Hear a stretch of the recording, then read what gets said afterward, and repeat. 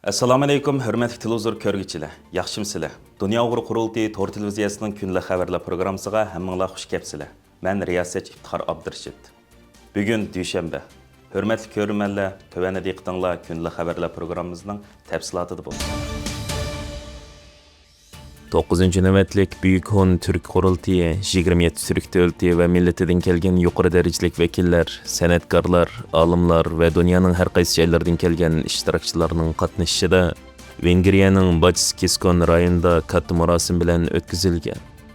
Her 2 yilda bir o'tkazilib kelayotgan Buyuk Hun Türk Qurultiyiga Uyg'urlarim taklif bilan qatnashib kelayotgan bo'lib, bu qitim qurultayga Uyg'urlarga vakolatan Dunyo Uyg'ur Qurultiyidan Qurultayning bayonotchisi Professor Dr. Erkin Ahmed, Qurultayning oliy maslahatchisi Olimjon Inoyat, Qurultayning Angliyadagi vakili Rayma Mahmud, Qurultay fondidan Mukarram Qurbon va Qozog'iston Uyg'urlarga vakolatan Qozog'iston Uyg'ur teatridan bir hay'at qatnashgan bo'lib, yig'in zallari va Turkiya xalqlarining otliq askarlar paradi o'tkazilgan maydonlarga har qaysi Turkiya davlatlarining bayroqlari qatorida Sharq Turkistonning oyul tuzliq ko'k bayroqmi esilgan va otliq askarlar paradida Chavandozlar qo'shini Sharq Turkiston bayrog'i bilan maydonni aylangan.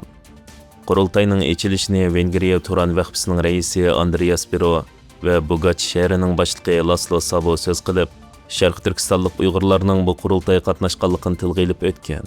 Bu qatim qurultayning ochilish marosimida yana Turksoyning bosh kotibi Sultan Rayev, Türk Davlatlari Tashkilotining bosh kotibi Elchi Qubanchik Ömerlayev, Adalet ve Teraqqiyot Partiyasining muavin raisi ve Türk Davlatlari bilan munosabatlik boshlig'i Professor Dr. Kürşat Zorlu, Budapestda turishliq diplomatlar ve Türk dunyosining har qaysi rayonlaridan kelgan nurg'un mehmonlar qatnashgan.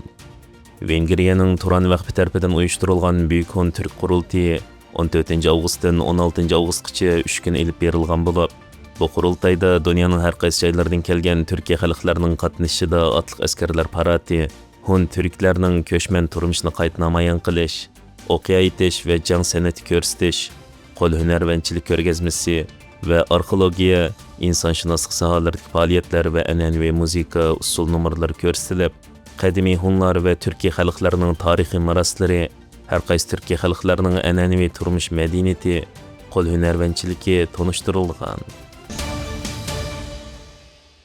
Yaponiya muavin tashqi ishlar vaziri Arfiya Ablat 10 avgust Türk Davlatlari Tashkilotining Istanbuldagi markazida tashkilot bosh kotibi va bosh elchi Qubanchik Ömerlayev bilan ko'rishib, O'rta Osiyo va Kavkaz rayoni bilan bo'lgan munosabatlar, shundaqla erkin va ochiq Hindi Tinch okean strategiyasi haqida 1 soatga yaqin suhbat ilib borgan. Mazkur suhbatda Qubanchibekning qirg'iz tilida, Arfiyaning uyg'ur tilida bemalol suhbat ilib berishi axborotlarning alohida diqqatini tortgan. Xalqaro kechirim tashkiloti Angliya sho'bisi Uyg'urlar bilan hamdamda bo'lish iyi boshlagan.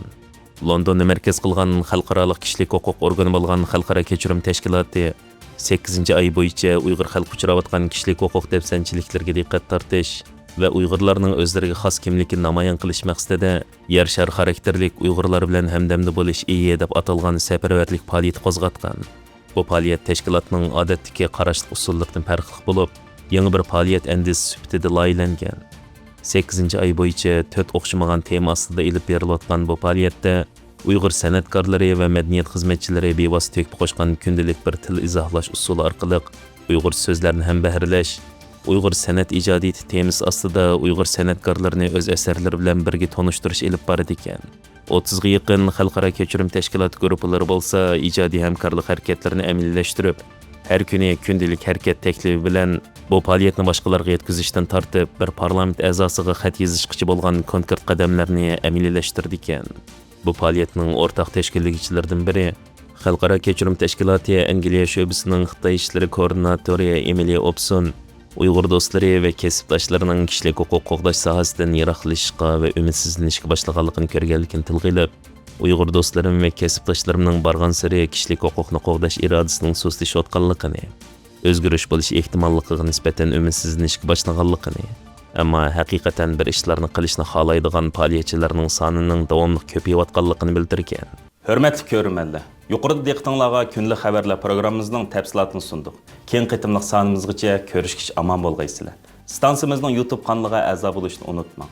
Xayr xo'sh.